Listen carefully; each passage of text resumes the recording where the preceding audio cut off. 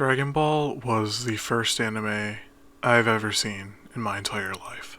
When I was very young, my dad would sometimes turn on episodes of Z and some of the original, plus he introduced me to the Dragon Ball Budokai games. That was my first exposure to anime, and it stuck with me for years. It became one of my favorite things. It was the coolest thing I've ever even seen at that point, and ever since, I was playing a bunch of Dragon Ball games, I was hurling Kamehamehas on the playground, all that stuff. I loved it.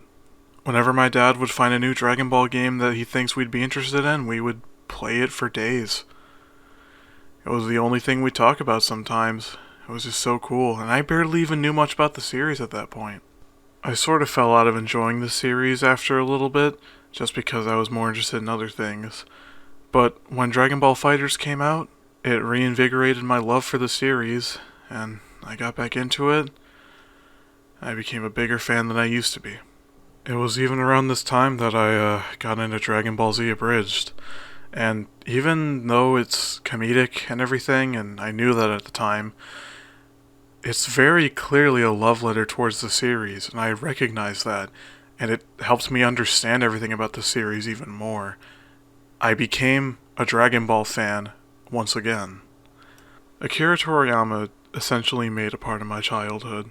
He helped me realize that fighting is cool and badass, and things that take the medium and make something special out of it, it's really nice. It's something to be appreciated. His passing won't be forgotten. He won't be forgotten. That man, I owe more to him than I ever realized. It's incredibly tragic to know that he's gone. And I only hope that other people can continue the legacy that he served.